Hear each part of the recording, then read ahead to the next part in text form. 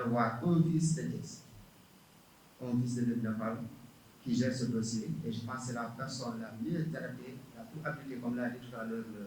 le maire, M. Alassane Gaye, qui va nous décrire les grands axes du compte d'affaires. Donc, monsieur le secrétaire technique, je vais vous laisser la parole pour continuer, en tout cas commencer donc cet exposé. Et ce sera l'occasion de recueillir des questions, donc en tout cas du public. Et il va revenir en tout cas juste après sa prestation à répondre en tout cas à vos préoccupations. Donc je vous remercie, merci. Charité bien ordonnée commence par soi-même. Avant que d'autres sollicitent le secrétaire technique en charge du suivi de ce contenu local, il est normal que Thiès soit en premier lieu le lieu où il pourra expliquer à la jeunesse qu'est-ce que c'est que le contenu local. Thiès en premier lieu, mais Thiès Nord particulièrement, mais encore Médina Fall particulièrement, puisqu'il est natif de Médina Fall. Donc, je salue cela. Je pense que la jeunesse consciente aussi a été très inspirée en organisant ces assises, cette rencontre, parce que pour être une jeunesse véritablement consciente, il faut maîtriser l'information stratégique et l'information qui est d'actualité. Donc, voilà les quelques mots que je voudrais, moi, placer. Et je remercie encore toute l'assistance et les initiateurs de ce forum. Je vous remercie. mooy nuyu aussi mbooloo mi di leen féliciter di leen remercier ci déplacement bi nga xam ne def nañ ko pour ñëw échanger ak ñun ci sujet boo xam ni ñun mun naa ni moo tax ñu nekk moom ci la ñuy xëy ci la ñuy gont moom la ñu confier te muy sujet bu am importance ci réew mi njariñ lu bari nekk si ci réew mi ñu dénkuñu ko pour ñu saytu ko kon loolu dinañ sawar trop ci ñëw échanger donc ak yéen ci question yooyu yëpp di ci teg nag ñi nga xam ne ñooy initiateurs yi muy la jeunesse citoyenne ndax dañu may tey opportunité boo xam ni bu rëy la lii dafa bokk ci li ñu loi bi texte yi imposé ci suñu mission muy le volet promotion du contenu local. La promotion du contenu local nag mënuñu ko def lu dul à travers la communication kon bu ñu mayee tey opportunité bii offrir ñu ce plateau là très relevé pour ñu ñëw échanger ak population yi une partie des populations sur ce sujet là vraiment mënuñu leen fay ci opportunité boobu ñu defal ñu ngi leen di remercier bu baax a baax di leen encourager aussi comme ni ko monsieur le maire Alassane waxee jeunesse consciente c'est extrêmement important kii bi ngeen choisir la jeunesse ñëpp xam nañ ko mooy fer de lance mooy avenir u réew mi kon am na nu mu war a taxawee ci réew mi ni mu war a taxawee nag weesuwul lii ngeen entamé maanaam di jóg di xool préoccupation yoo xam ni ñëpp la intéressé nation bi yëpp la intéressé ngeen jóg taxaw ci pour indi ci ab démarche pédagogique pour leeral indi démarche su échange indi démarche su information ci loolu la ñuy xaar jeunesse mais xaaruñu jeunesse ci saaga ak sànni xeer ak xaste ak xeex comme ni mu commencé bari lool ci réew mi Alassane dina ma mën a seede à l'époque nous le débat était idéologique quand les partis se combattaient c'était sur le terrain idéologique. Au lycée Malick Sy on voyait cellule des élèves socialistes cellule des marxistes-léninistes cellule des maoïstes boo demee ci marxistes-léninistes yi même y a d'autres cellules les trotskistes et cetera les staliniens et loolu ñëpp mën nga ni quasiment ñooñu ñëpp ñoo bokkoon racine ñoo bokkoon branche principale base idéologique muy presque le marxisme-léninisme le matérialisme dialectique mais ay différences yu sew a sew moo doon tax nit ñi xale yi di développer compétence yoo xam ne nii ba indi ay débat idéologie yoo xam ne boo ko fekke woon da ngay yéemu loolu nag moo fi commencé woon a jeex te war a dellu si waat. La jeunesse doit s'engager sur des questions de développement, sur des questions qui intéressent la nation. Et engagement bu fort di ci échanger di dem vers l'information ñi nga xam ne ñoo yore la bonne information ñu dem vers ça. Parce qu'actuellement on a un gros risque qui nous guette, c'est que l'information étant démocratisée fi mu nekk nii ku jóg mën nga jot information ci façon bu nekk avec yi xew léegi avec cet appareil là mën na tas àdduna. Donc si on ne fait pas attention bu ñu xàmmee li ñuy wax ci biir lan moo ciy dëgg ak lan moo ci dul dëgg même vidéo même photo lépp lañ mën a truquer. Aujourd'hui il est possible fii ma toog nii ma jël numéro Serigne Ndiogou Diop bi envoyé ci message Alassane Ndiaye te moom du ko xam Alassane bu recevoir message bi Ndiogou Diop mooy affiché wu te man maa ngi toog fii def ko. Donc yoo xam ne la suñu teewul defuñu ndànk rek moytuwuñu lu baree bari dina ci am fi ma ci bëgg a ñëw rek mooy lu baree bari ñu ngi koy wax dans beaucoup de domaines mais particulièrement sur le pétrole dinañ ci am occasion dugg ci te li may ñaan it mooy ku ci am question loo mës a dégg fenn wala leneen lu la ci jàpp nga posé ko ñu xool loolu ba ndax am nañ ci réponse bu ñu ci apporté parce que liñ ci wax bari na te yàlla xam na ni sore na trop ak li nga xam ne moo am kon daal vraiment maa leen di gërëm di leen sant. Je pense que fi mu ne mën nañu dugg dans le vif du sujet monsieur le modérateur mais xëy na dinañ changer disposition salle bi peut-être jàkkaarloo ak écran bi. Découverte yu significative yi ñu fi am mooy bu Saint-Louis bi à partir de 2014 la ñu am découverte à Saint-Louis am découverte Kayar ñaar yooyu yëpp gaz la ak benn découverte Sangomar boobu mooy pétrole benn découverte pétrole la Sénégal boo xam ne ni ñu ngi liggéey pour produire pétrole bi année prochaine incha allah. Vers la fin de l'année. Donc loolu mooy l'état des lieux pour les ressources yi nga xam ne moom la ñu am en termes pétroliers. Sénégal nag 29 blocs la am fi mu nekk nii bloc mooy un peu tool yi quoi parce que dañoo dagg kii bi yëpp dañ koo dagg par ay espace def ko ay blocs yu bari 29 lañ ci am ñett yi ñoo ci am découverte yi ci des ñu ngi fiy tege leen nekku fa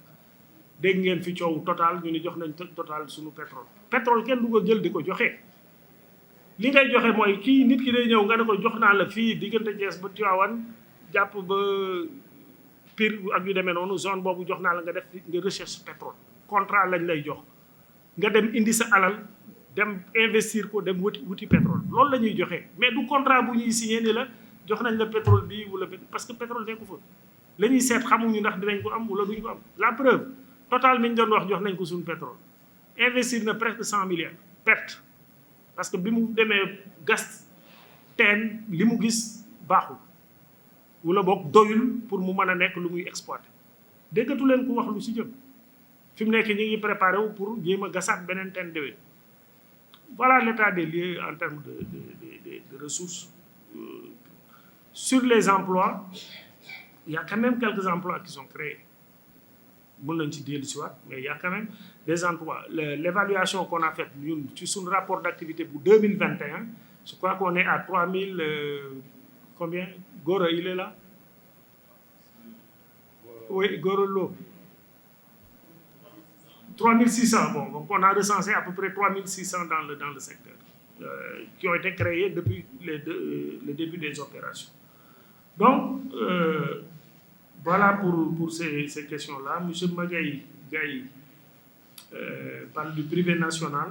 également, retombé, lan lañ ci gagné. Effectivement, dans ce rapport d'activité-là, nous avons aussi identifié près de 220 milliards de contrats signés par des entreprises sénégalaises, des entreprises locales. 220 milliards.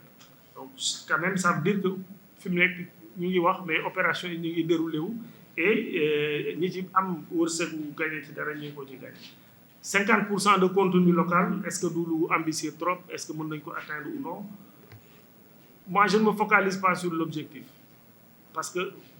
enfin, sur le taux, ndax mën na nekk wala mënul nekk. On nous a demandé d'atteindre cet objectif-là. Notre rôle, c'est de tout faire pour atteindre. Maintenant, la question, c'est comment on va faire. Bi ñuy def mooy def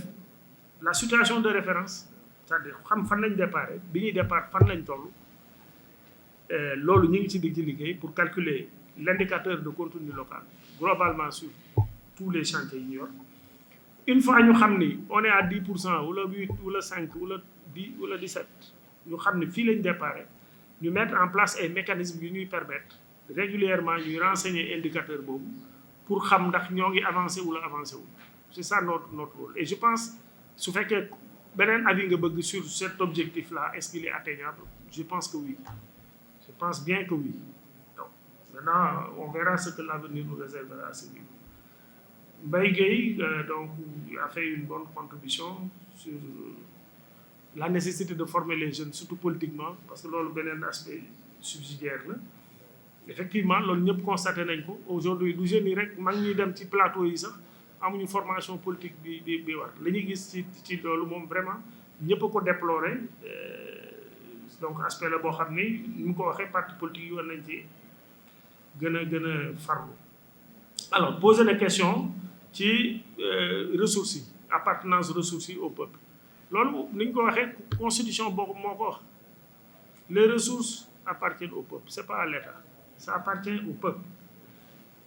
c'est pourquoi comme ni ma présenté woon les types de contrats jëluñu concession jëluñu beneen truc on a pris le contrat de recherche et de partage de production la ressource appartient au peuple boo trouvé ñu xool nan la ñuy séddoo bu ñu exploité mais ressource bi moom peuple moo ko moom ressource bu feeñee ci enfin ci kii un privé ressource bu nekk ci sous-sol bi du pétrole kese mën naa doon phosphate mën naa doon or mën naa doon diamant lu feeñ ci sa suuf boo xam ne yaa moom suuf si li ci suuf si moomuloo ko loolu mooy loi wu Sénégal li ci suuf si moomuloo ko peuple bi moo ko moom c'est ça la loi boo amee titre foncier ci kaw la yem s'il y a une découverte ci biir loo xam ne réew mi na ko soxla dañ lay déplacer dañuy nangu titre xool nuñ la dédommager nga dem mais li ci biir moom bokku ci te buñ lay dem dédommager aussi ci li nga moom lañ la war a dem dédommager bu fekkee da nga fa tabax bâtiment ba la ñu war a xool mais duñ la dédommager en évaluant la nga xam ne moo ne ca suuf pour di la ca jox à part parce que moom loolu mooy loi bi à ce niveau. La formation donc il parle des yan prérequis lan lañ soxla pour la formation parce que il y a plusieurs types de formation il y a des ñi nga xam ne dañu am métier yu pointu ba pare ñoo xam ne nii da nga leen di dolli dara mooy les certifications yi ak yooyu c'est des formations certifiantes bokkul ak formation métier am na métier yoo nga xam ni quasiment soxlawul ab spécialisation booy am de base naan da nga war a am maîtrise wala da nga am lii wala par exemple la formation bi monsieur Loum génne ab formation la bu ñu initié woon en 2016 yàlla dogal na bi promoteur bi ñëw man maa fa nekkoon comme directeur de cabinet donc je l'ai aidé à s'installer et j'ai travaillé à mettre beaucoup de jeunes thiessois il doit faire à peu près entre 30 et 40 jeunes qui ont bénéficié de ces formations là et l'idée qui simplement li ñu laajoon mooy na nekk koo xam ni anglais même bu baaxul dina ko mën a améliorer na am niveau bac wala lu ko ëpp mais na am tuuti aptitude en anglais yoo xam ne mën na ko améliorer c'était ça le truc c'est pourquoi dans la formation di nga ci gisoon ñu am maîtrise ñi am deuxième année université ñi am bac kese ak yooyu ñoom ñoo defoon formation boobu et c'est une formation boo xam ne jox na leen ay métiers yoo xam ne ni permettre na leen ñu ne mën a dem ci plateforme yi liggéey et puis avec la possibilité nag parce que ci biir liggéey boobu dañuy continuer di former wu di changer métier di yéeg ils vont faire toute la chaîne pour àgg ci ay niveaux yu élevés donc formation base zéro am na dans le secteur il y a d'autres types de formation par exemple pour les soudeurs comme ni ma ko waxee ils sont très très demandés dans le secteur ki mën a souder mën na souder mais pour mu dem souder dans des process yoo xam ni dañ ko war a certifier dafa am lu mu laaj donc loolu dañ ko ci war a former waat am na ay écoles yu ko tàmbali déjà fii ci Cikki mi ngi nekk ci booru Pout la nekk il y a une entreprise sénégalaise qui est en train de former beaucoup de jeunes soudeurs foofu pour après les mettre dans les opérations pétrolières. Alors les ressources financières loolu aussi question la bu Mbaye ngay posé nan lañ koy utiliser Sénégal dañu def ce qu'on appelle une loi dañu jël benn loi spécifique pour l'utilisation des ressources xaaruñu ba ressources yi ñëw ñu xool nan lañ koy def yàlla dimbali nañu quand même président bi ku xam secteur bi la parce que loolu la jàng loolu la def toute sa vie loolu la def avant muy nekk président de la République dafa jël des dispositions à ce niveau là pour que li dal yeneen réew yi nga xam ni foofu dañuy wax malédiction du pétrole nga xam ne ñoom bañ gisee pétrole rek dañoo jël seen économie yëpp sëf ko ci pétrole bi loolu li muy indi mooy bu pétrole amee problème sa économie daanu ñun defuñu loolu le Sénégal continue à fonctionner taux de croissance am di amélioré wu sans ces ressources là la loi sur la répartition des ressources li mu wax mooy li état bi jëlee ci secteur bi ci am koom d'abord dañu tere ku ko tayle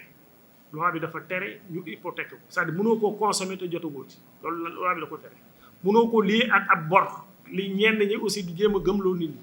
que xaalis ba lepp nañ ko lekk nañ ko ba pare il n'en est rien du tout dara amu ci parce que loi bi dafa interdire loolu déjà ensuite li loi bi wax mooy 100 francs yu ñu génnee ci yu état bi am ci partage bi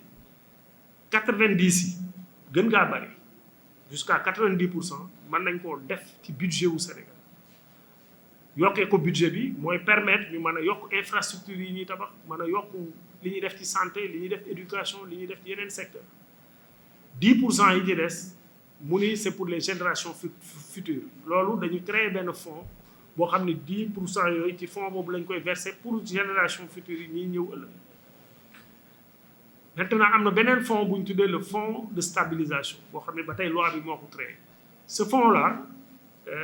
ñu ngi koy alimenter ci différence bi am ci projection yi ñuy def ak li ñuy am réellement suñu defee des projections yu minimisées en réalité bi ñëw indil ñu lu ëpp loolu li ci ëpp dañ koy jël def ko ci fonds de stabilisation bu ëllëgee ñu def beneen projection atteindre ñu ko ñu jël ci fonds de stabilisation bi complété et ce fonds là donc loolu lay jëriñ day stabiliser les opérations financières donc voilà ce qui a été fait en termes de loi sur la répartition des revenus. Monsieur Khalifa Diop effectivement moom it aussi intervenir na bon qui apprécie aussi la communication et qui dit que ku ñu gis comme expert muy wax ci pétrole bi Clédor loolu nag damay bàyyi salle bi apprécier Clédor ku ne xam na ni expert la ci leneen mais du pétrole foofu rek laa ciy yem moom vraiment jarul sori alors il a demandé nan la ñuy def ba accéder ci opportunité yi ci lii la commencé opportunité il faut aller vers structures yi nga xam ne ñoo yore.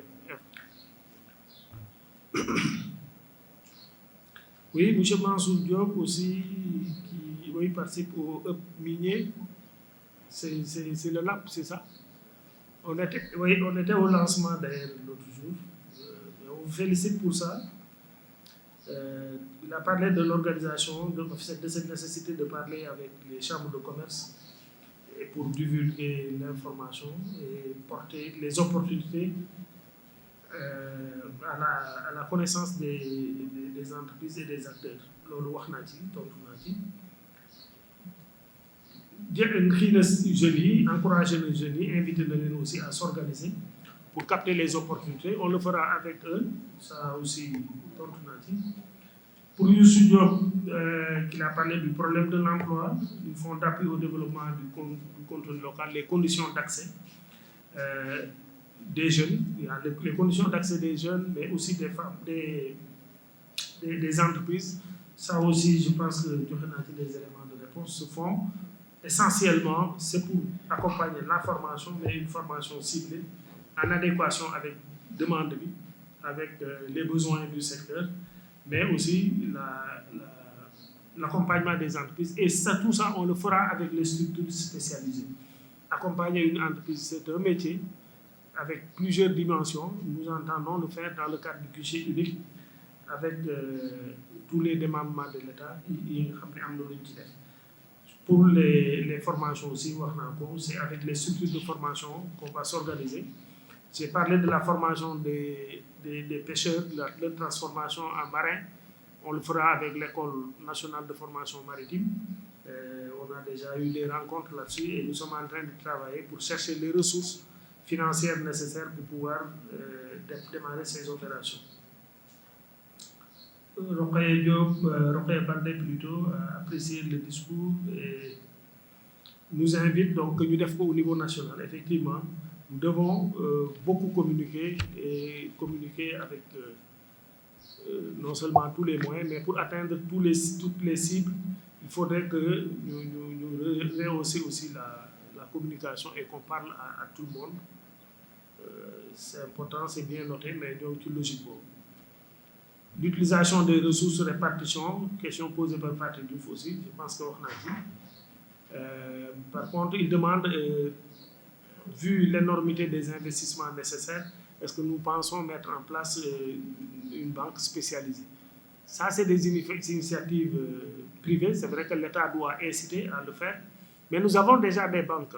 Nous avons des banques nationales qui sont là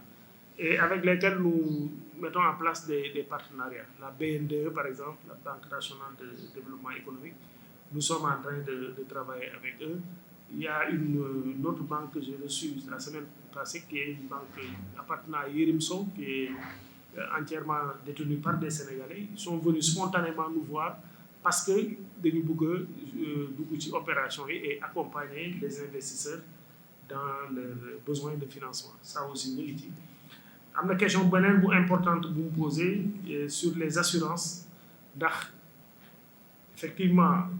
l'opération c'est une complexité qui nous engage. Des nécessités aussi des assurances très très élevées. Et je pense qu'effectivement, ces niveaux d'assurance-là n'est pas à la portée de nos entreprises. Donc, on doit les encourager à faire de la co-assurance et de la réassurance. Je pense que nous avons une logique bonne. De toute façon, pour ces deux questions, nous sommes en train de travailler avec l'association des assureurs qui font partie de notre guichet unique parce que membre l'a dit. La BNDE également est membre du guichet unique, mais nous sommes en train de travailler à mettre en place des cadres de rencontre entre le secrétariat technique et l'association des professionnels des banques, donc des banques, et également l'association des assureurs. L'impact sur la pêche, bon, l'autre tamit débat la mais ce que nous devons savoir, aussi bien pour le pétrole que le gaz, amu ci benn boo xam ne nekkul à plus de 100 km des côtes. Gaz, c'est à peu près à 120 km. Sur Saint-Louis également, c'est à plus de 100 km des côtes. Est-ce que nous, sous nos pêcheries, est-ce que nous avons une pêcherie du faux? C'est toute une question. C'est-à-dire qu'on fait beaucoup d'amalgame, zone où nous pêchons à bout. Et même pour faire les installations sous-marines, elles récifent pour permettre aux poissons également de se multiplier. Et il y en a énormément. Les gens installés sur le birgé qui filment les vous avez une idée, vraiment c'est quelque chose d'énorme. Et c'est des sites qui peuvent permettre aux poissons de reproduire. Contrairement à ce qu'on fait croire que ça éloigne de soucis, maintenant, mais il y a le risque environnemental. Parce qu'effectivement, c'est des installations, c'est des tuyaux qui sont utilisés. On n'est pas à l'abri ou en fuite ou le truc vous déverser sur la nappe. Et ça, effectivement, c'est des questions un truc responsable de adresser. D'ailleurs, opérateurs qui permettre de nous faire une négligence. Parce que c'est le secteur et le niveau de nous permettre. Parce que le Sénégal ils sont partout dans le monde. Quand il y a un incident quelque part, il faut le top faire. Donc, l'homme vient de veiller. Maintenant, il faut quand même écouter tout le monde, écouter les pêcheurs, c'est des préoccupations comme ce que nous sommes en train de faire et voir comment apporter des réponses à ça. Enfin, il y a M. Loum, moi aussi j'ai déjà apporté des réponses à sa question. La certification, donc bientôt, heureusement, Inch'Allah, ça va démarrer au Sénégal. Mais il faut savoir que c'est plusieurs dizaines et des dizaines de certificats. Mais il y a des gens qui sont jump, qui sont soxla maintenant. Yoy mom dañ ci concentrer pour que mu mëna nek parce que Bossuet bi mu wax noonu pour former ci benn nit à peu près c'est 6 000 euros la lay coûter 6 000 euros c'est autour de 4 millions de francs pour nga former ci benn nit boo ci bëggee former ay centaines maintenant te formation boo xam ne une semaine lay durer après nga def certification donc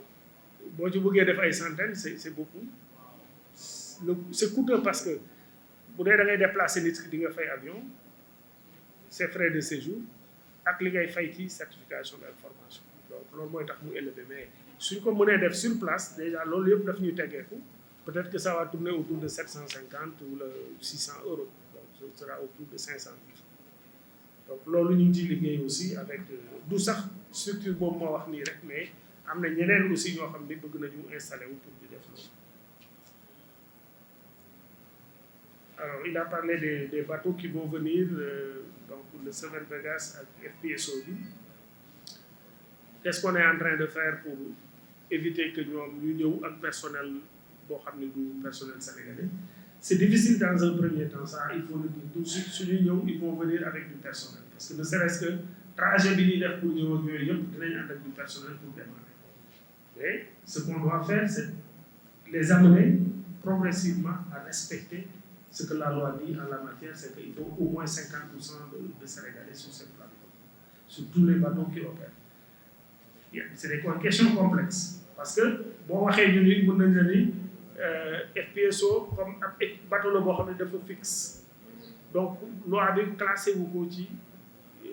kii yu bateau yi parce qu'il y a pas de navigation fi mu tegee daf fay tegee ay at la fay def bon c'est des questions très complexes mais que nous sommes en train d'adresser avec l'agence nationale bi yore la navigation maritime l'ANAM du ci liggéey ak ñoom ak d'autres questions yoo xam ne dina concerner travail voilà monsieur le modérateur les éléments de réponse. Merci monsieur Mbaye.